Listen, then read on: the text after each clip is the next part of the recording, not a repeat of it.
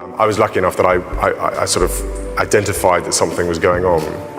I spoke to a lot of people about it, and that talking and that kind of dealing with it. It's official, Prince William has stripped Queen Camilla's grandson of his royal title after a shocking incident with Prince George. But what really happened that forced William to make this drastic move?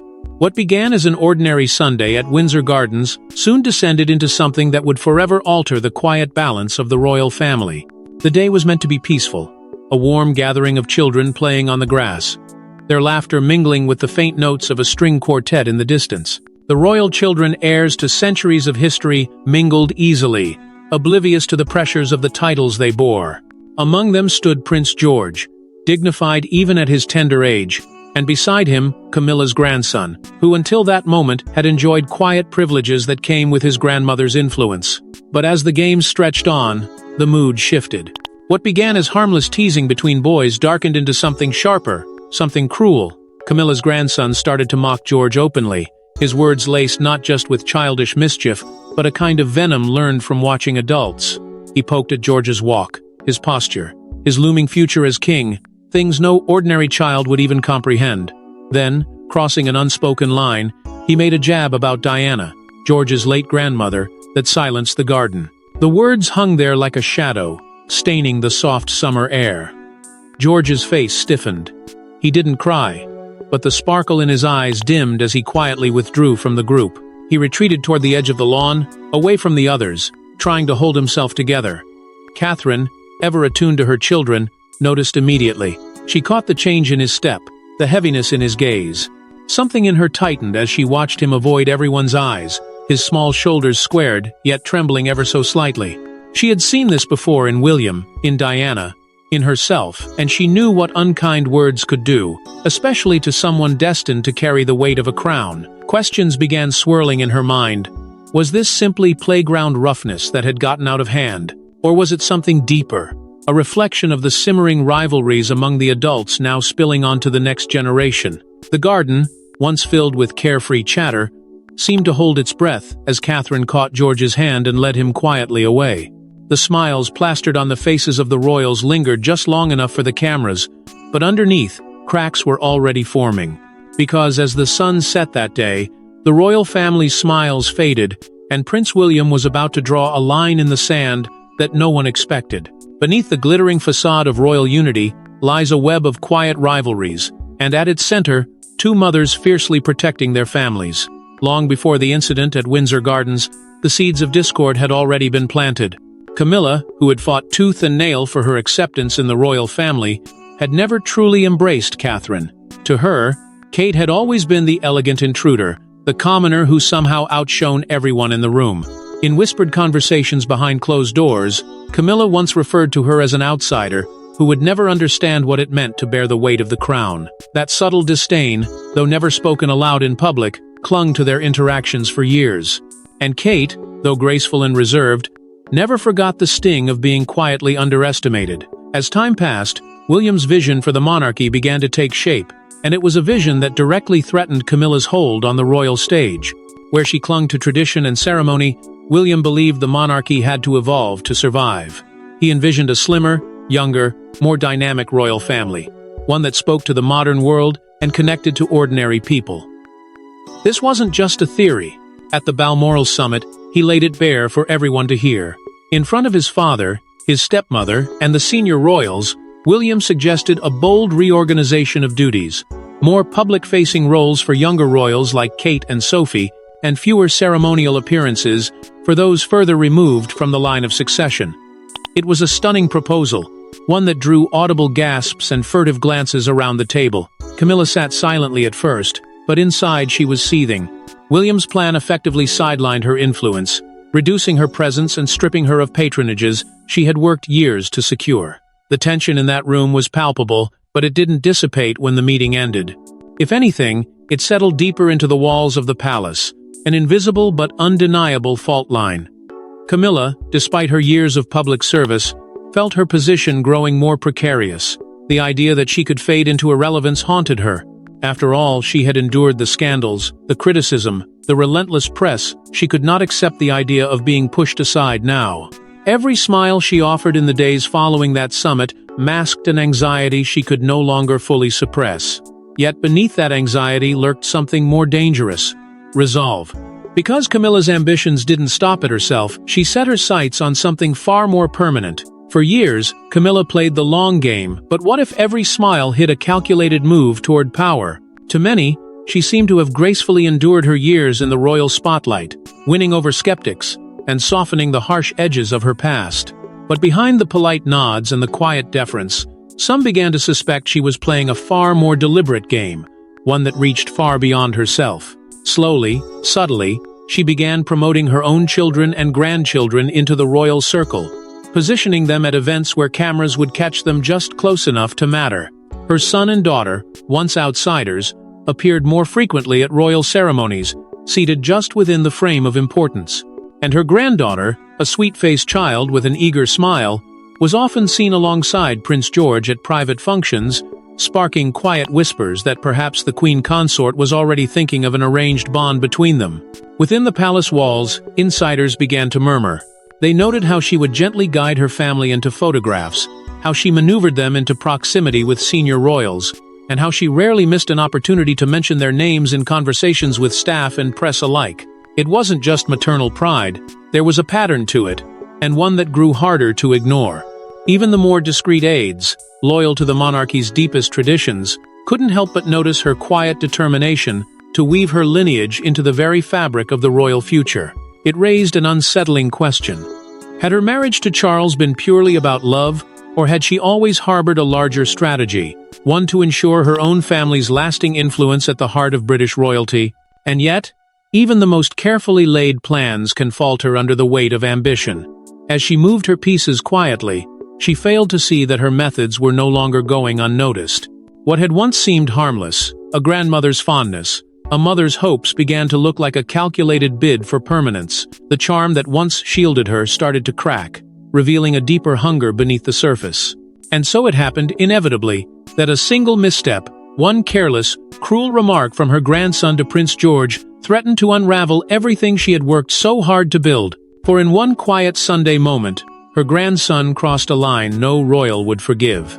The future king sat alone in a car, his small hands trembling, and that's when his parents knew enough was enough. The garden behind them still buzzed with faint laughter, but inside that quiet vehicle, Prince George was a boy stripped of composure. His eyes, red-rimmed and heavy with unshed tears, stared down at his lap, as though the weight of the world already rested on his shoulders. When they arrived home, Catherine dismissed everyone else and took him gently into her private sitting room. There, away from prying eyes and royal formality, she crouched before him and asked softly what had happened. At first, George hesitated. He had learned young how to carry himself, how to guard his words. But this time, the dam broke. He told her everything about the cruel mocking of his future as king, the jabs at his posture, the sneers that he was nothing but a mama's boy, and worst of all, the way his late grandmother's name had been dragged into the taunts. Catherine listened in silence, her fingers tightening around his as the words grew sharper. A slow, cold fury rose in her chest, but she masked it with a mother's practiced calm. She told him he had done nothing wrong, that he was brave, that he was loved, but inside, she burned with anger deeper than she had ever known. When William joined them and saw the look in her eyes, he knew immediately this was no ordinary quarrel among children. Catherine recounted George's words in a quiet, unshaking voice, every detail landing like a stone. William sat opposite them, his jaw clenched so tightly it seemed to ache. He didn't interrupt, didn't soften the blow of the story, because he too understood the weight of what his son had endured. When George finally drifted off to bed, Catherine and William remained, their conversation low but urgent. She told him plainly that something had to change, that their son should never again feel diminished in his own family's presence. William listened, and though he said little, his silence spoke volumes. At that moment, he made a private yet seismic decision. Camilla's grandson, once welcomed into the royal fold, would now be barred from their inner circle. No more titles, no more invitations, no more appearances at events where George would have to see him. In the weeks that followed, subtle signs of the shift began to emerge. Seating arrangements at dinners changed. The boy's name disappeared from ceremonial programs. Even his usual place beside his grandmother at certain functions was quietly reassigned. The palace maintained its smile for the cameras, but beneath the surface, everyone felt the tension mounting. And as word spread through the palace, one thing became clear. William was no longer just a son or a prince. He was a father defending his child. Without raising his voice or making a public statement, Prince William ended Camilla's dreams in a single stroke. After that quiet night at home, he acted swiftly, summoning only his most trusted advisors into a small, private meeting. His decision was delivered plainly, yet every word carried the weight of a verdict. There would be no more titles, no honorary roles, and no further invitations for Camilla's grandson to appear alongside the family at royal events. It wasn't merely a reaction to a child's cruel words. It was a line drawn through an entire plan Camilla had spent years nurturing. By morning, palace officials were already circulating the updated guest lists and ceremonial programs, discreetly removing the boy's name from all future engagements. The silence surrounding the order made it all the more powerful, a quiet but irrevocable decree that left no room for doubt. King Charles, upon learning of his son's move, was caught off guard. Those present at Clarence House that day describe him as uncharacteristically still, staring out at nothing in particular, lips pursed, as though biting back both words and emotions. He neither approved nor objected. Perhaps he knew resistance was pointless, or perhaps he recognized that his son, in this moment, was stepping fully into the role of future monarch. William did not wait for his father's blessing. His decision had already been made, but in the Queen Consort's private quarters, the reaction was far less restrained. Behind closed doors, Camilla's fury boiled over into something no one could ignore. Aides reported raised voices, the sound of something striking a table, and sharp orders delivered in a tone far removed from her usual controlled demeanor. To the public, she remained composed, her smiles perfectly rehearsed, but within the palace, whispers grew louder. Team George. They began calling it a quiet but unmistakable alignment of staff and family who supported William's stand. And each murmur carried a message. A new chapter was unfolding, one that favored the heir and his family over old alliances and unspoken bargains.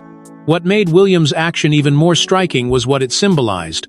In stripping away Camilla's grandson's privileges, he also stripped away any illusion that the monarchy's future would be governed by favoritism or silent compromise. He was signaling a willingness to modernize, to place merit and respect above tradition when necessary, and to protect the next generation without hesitation. And though many inside the palace applauded his courage, Camilla saw nothing but betrayal and began plotting her response. For the first time in years, Queen Camilla slammed a door in Buckingham Palace, and the staff knew the feud had turned personal. It was not simply anger they heard echoing down the corridors. It was something deeper, sharper, almost desperate. The quiet corridors of royal life had long hidden tension, but today Camilla no longer cared to hide it.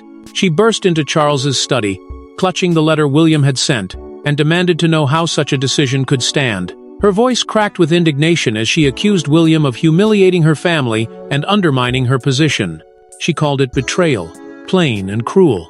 And yet, Charles only watched her with weary eyes, his silence almost more cutting than her rage. He sighed, finally telling her what she most feared to hear, that William's authority was growing, and that his actions, while harsh, were not entirely without merit.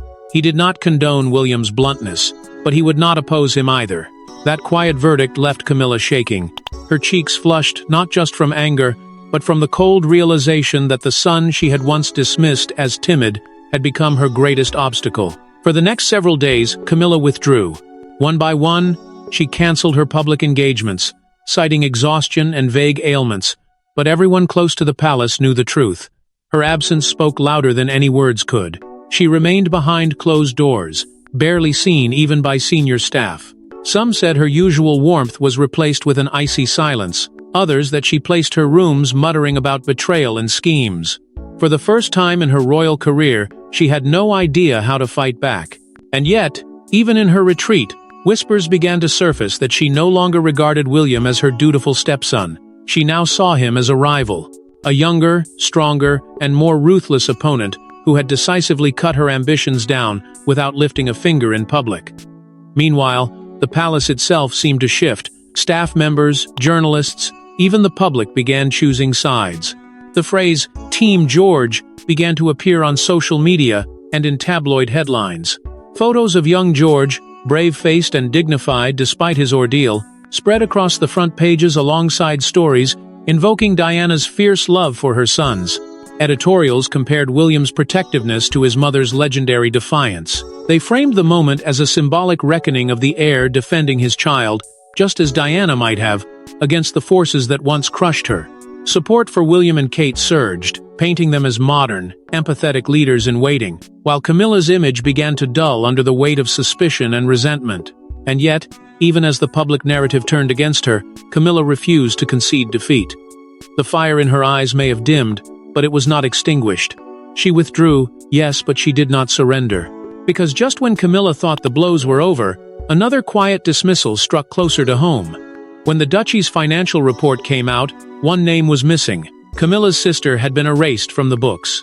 For decades, Annabelle Elliot had worked quietly, yet prominently, within the Duchy of Cornwall, shaping its properties with her refined taste and steady hand.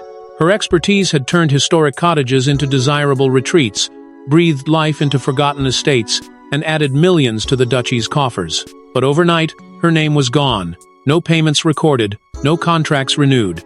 The message was impossible to ignore. Under William's watch, even Camilla's family was no longer immune to scrutiny. Annabelle's abrupt removal sent a shiver through the palace, cutting deeper than Camilla could have anticipated. This wasn't just a business decision. It was a declaration that nepotism would no longer hide behind polite tradition. Behind the scenes, insiders described how William reviewed every agreement tied to the duchy after inheriting it. He demanded transparency and accountability, insisting that merit, not blood, should determine one's place.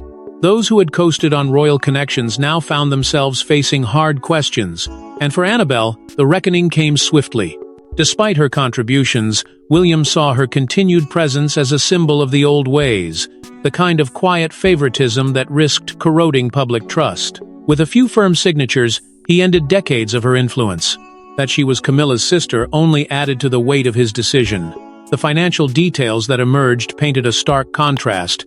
Even as Annabelle's earnings from the duchy disappeared, William announced record profits, a sign, he argued, that modernization and professional management could coexist with heritage. To the public, it reinforced his commitment to running the duchy like a responsible steward rather than a private playground. To Camilla, it was yet another humiliation. Another thread in the fabric of her influence was unraveling, and this time, there was no plausible defense she could mount. Her sister's dismissal made it clear that nothing, not familial ties, not royal tradition, could shield someone from William's reformist vision. And still, palace aides whispered that this was never only about money or property. They saw it for what it truly was, a quiet but unmistakable statement about the future of the monarchy. William was pulling the institution into a new era, and anyone who stood in the way, even those closest to his stepmother, would feel the consequences. The ripple effects were already being felt, leaving everyone to wonder who might be next. But this wasn't just about money or roles, it was about redefining the royal family's future. On a quiet Sunday, the royal family walked to church, and for the first time in years, the crowd applauded not out of duty, but out of respect. There was something different about the way people looked at William and Kate now. It wasn't just admiration for their titles or their elegance. It was a deeper, more personal connection, born from the courage they had shown in defending their son. That morning, as the family moved together, the applause rose not as a formality, but as a tribute, a signal that the public saw in them a kind of royalty that felt human, warm, and unafraid to challenge the old ways. In that moment, William and Kate emerged fully, as the symbols of a modern monarchy, one that chose love over protocol, integrity over silence. In the days that followed, something remarkable began to happen. Letters flooded the palace addressed to the Princess of Wales, messages of support, admiration, and gratitude. Strangers wrote to her about their own children, about their own struggles with injustice, and they thanked her for standing her ground. Many of them invoked Diana's name, seeing in Kate the same quiet strength and fierce protectiveness that had defined the late princess. Those words, sent from every corner of the country, reminded the palace that the public still valued humanity over pageantry. Kate, deeply moved, read them privately, often with tears she didn't try to hide. She understood now that her actions had struck a chord far beyond the walls of the palace. Inside those walls, the staff began to reveal where their loyalties truly lay.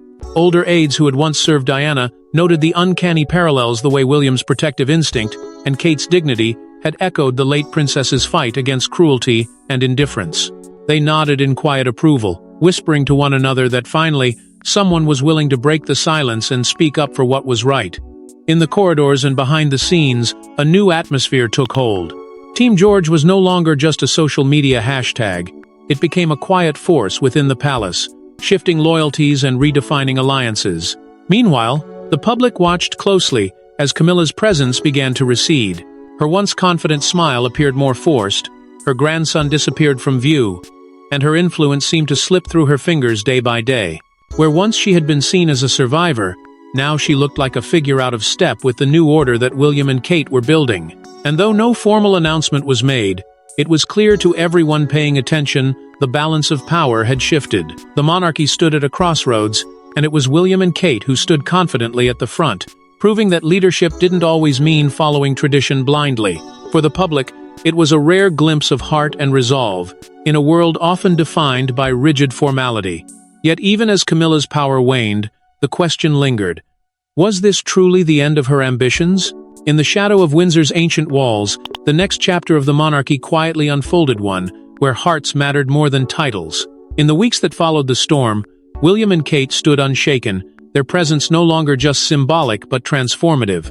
They had endured the whispers, the resistance, and the weight of centuries pressing against them, yet emerged not as victims of tradition but as architects of its rebirth. With each step, they made clear that their vision of the monarchy was not simply to preserve the crown, but to make it worthy of respect in a world that demanded more than spectacle. And so they cemented themselves, not by decree or ceremony, but by action.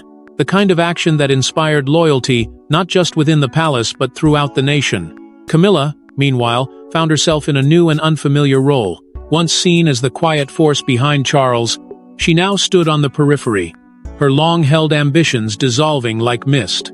The corridors that once echoed with her influence now whispered a different name. Her grandson vanished from view, her sister removed from the duchy, her position diminished with every passing day. The empire she had so carefully constructed, stone by stone, had been undone by one decisive moment of reckoning. She watched from the margins as the family she had fought so hard to join now moved forward without her at its center. William's vision became clear to all. Titles would no longer be handed out like heirlooms, no longer bestowed by virtue of proximity. They would be earned through service, respect, and honor. He believed that being royal demanded more than wearing a crown. It demanded courage, character, and compassion. And that belief was not just spoken but lived. His actions became a blueprint for what the monarchy could and must be if it was to survive. The message reverberated through the palace, through the press, through the streets. The old ways were over, and a new chapter had begun. The public saw this too. They saw the young prince shielding his son from cruelty, saw the princess answering letters late into the night, saw a family that felt less like an institution and more like the people it represented. Sentiment swung decisively toward William and Kate, the couple who reminded the world that royalty at its best was not about distance, but about devotion. The monarchy, once accused of being cold and out of touch, now seemed to radiate something it had lacked for so long: humanity. And so, the monarchy entered a bold, emotional, and modern era, shaped not by rigid tradition but by a quiet revolution of compassion and justice. The ancient walls of Windsor still stood, the crown still glittered, but everything beneath it had changed. And so, the crown may glitter, but it is the choices made in silence, the quiet acts of courage, that truly define the royal family's future. Thanks for watching. Don't forget to like and subscribe, and we will see you in the next one.